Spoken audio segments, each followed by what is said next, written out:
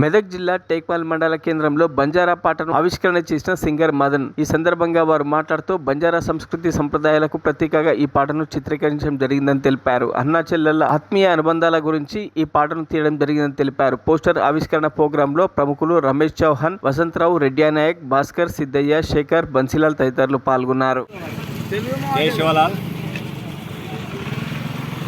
నా పేరు రమేష్ నాయక్ చౌహాన్, బంజారా శివాల సంఘ మెదక్ జిల్లా అధ్యక్షుడు.